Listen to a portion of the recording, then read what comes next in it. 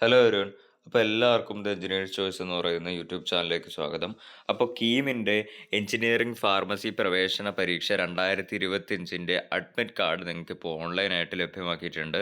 2025 April 23 മുതൽ 29 വരെ കേരളത്തിലെ വിവിധ കേന്ദ്രങ്ങളിലും മുംബൈ, ന്യൂഡൽഹി, ചെന്നൈ, ബംഗളൂരു, ദുബായ് എന്നിവിടങ്ങളിൽ വെച്ച് നടത്തുന്ന കേരള എഞ്ചിനീയറിംഗ് ഫാർമസി പരീക്ഷകൾക്ക് വേണ്ടി മാത്രമുള്ള അഡ്മിറ്റ് കാർഡുകളാണ് ഇപ്പോൾ സിയുടെ വെബ്സൈറ്റിൽ നിങ്ങളുടെ കീം 2025 കാൻഡിഡേറ്റ് പോർട്ടൽ എന്ന ലിങ്കിൽ ഇപ്പം നിലവിൽ വന്നിട്ടുള്ളത്. നമുക്കറിയാം കീം എന്ന് പറയുന്നത് മെഡിക്കൽ അലൈഡുകാർക്കും ആർക്കിടെക്ചറുകാർക്കും ഒക്കെ ഉള്ള ഒരു പോർട്ടൽ കൂടിയാണ്. പക്ഷെ അവർക്കുള്ള അഡ്മിറ്റ് കാർഡ് ഉണ്ടാവില്ല. കാര്യം അവർ നീറ്റും നാറ്റ പോലുള്ള എക്സാമുകളായിരിക്കും എഴുതേണ്ടത് അല്ലേ.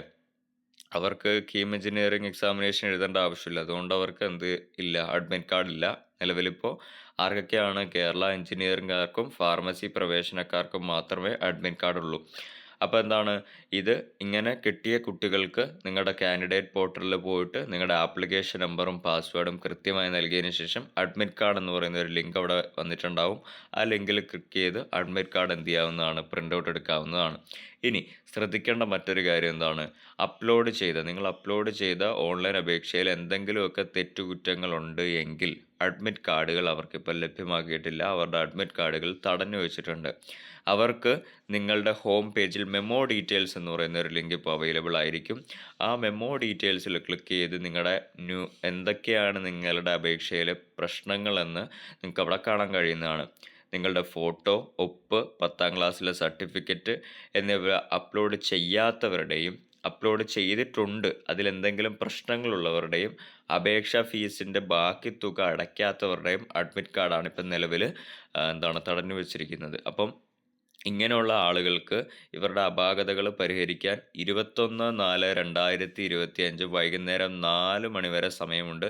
നിങ്ങൾ ഈ സമയത്തിനുള്ളിൽ നിങ്ങളുടെ എന്തൊക്കെ ന്യൂനതകളാണോ അത് പരിഹരിച്ച് കഴിഞ്ഞാൽ നിങ്ങളുടെ കാൻഡിഡേറ്റ് പോർട്ടലിൽ എന്തുണ്ടാകുന്നതാണ്, നിങ്ങളുടെ അഡ്മിറ്റ് കാർഡ് ലഭ്യമാകുന്നതാണ്. അപ്പോൾ കാൻഡിഡേറ്റ് പോർട്ടൽ വഴി യഥാസമയം അതിനുള്ള പിഴവുകളും പരിഹരിക്കേണ്ട കാര്യങ്ങളുമൊക്കെ അറിയിക്കുന്നതാണ് നിങ്ങളെ. ഇനി പ്രവേശന പരീക്ഷയ്ക്ക് ഹാജരാകുന്ന സമയത്ത് അഡ്മിറ്റ് കാർഡിൻ്റെ പ്രിൻ്റ് ഔട്ട് നിർബന്ധമായും പരീക്ഷയ്ക്ക് ഹാജരാക്കണം. അത് വളരെ ഇമ്പോർട്ടൻ്റ് ആയിട്ടുള്ളൊരു കാര്യമാണ്. ഓക്കെ, അഡ്മിറ്റ് കാർഡ് ഹാജരാക്കാത്തവരെ പരീക്ഷ എഴുതിക്കുന്നതല്ല എന്ന് വ്യക്തമായിട്ട് നോട്ടിഫിക്കേഷനിൽ പറയുന്നുണ്ട്. തിരിച്ചറിയലിന് അഡ്മിറ്റ് കാർഡിൻ്റെ കളർ പ്രിൻ്റ് ഔട്ട് കൂടുതൽ അഭികാമ്യമാണെന്നേ പറഞ്ഞിട്ടുള്ളൂ. നിങ്ങൾക്ക് വേണമെങ്കിൽ ബ്ലാക്ക് ആൻഡ് വൈറ്റ് എടുക്കാം. പക്ഷെ അവർ ഇപ്പോൾ പറഞ്ഞതുകൊണ്ട് നിങ്ങൾ കളർ എടുത്തോ, 10-15 രൂപയല്ലേ ഉള്ളൂ. എടുക്കുന്നതായിരിക്കും നല്ലത്, കളർ എടുത്തോളൂ കേട്ടോ. എഞ്ചിനീയറിംഗ് ഫാർമസി കോഴ്സുകൾക്ക് അപേക്ഷിക്കുന്നവർക്ക് മാത്രമാണ് അഡ്മിറ്റ് കാർഡ് ലഭ്യമാക്കിയിട്ടുള്ളത്. ഞാൻ നേരത്തെ തന്നെ പറഞ്ഞിട്ടുണ്ടായിരുന്നു അല്ലേ. അതെ. ഇനി നമ്മൾ ശ്രദ്ധിക്കേണ്ട കാര്യം എന്താണ്, വിദ്യാർത്ഥികളുടെ അഡ്മിറ്റ് കാർഡ് കൂടാതെ driving licence, school identity card, passport, PAN card, election ID, photo പതിപ്പിച്ച hall ticket, Aadhaar card, Aadhaar, ration card, photo പതിപ്പിച്ച ബാങ്ക് പാസ്ബുക്ക് എന്നിവയിൽ ഏതെങ്കിലും ഒരു തിരിച്ചറിയൽ രേഖയും.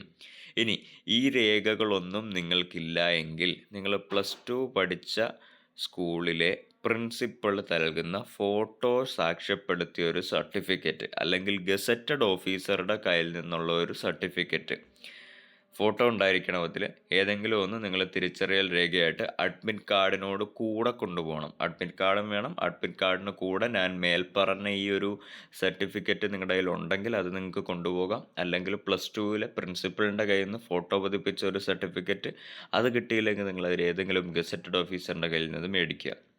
ഓക്കെ ആണല്ലോ. അപ്പോൾ ഇത്രയൊക്കെ അപ്ഡേറ്റുകളാണ് നമുക്കിതിനെ പറ്റിയിട്ട് പറയാനുള്ളത്. നിങ്ങൾക്ക് മനസ്സിലായി കാണുമെന്ന് വിശ്വസിക്കുന്നു. Thank you.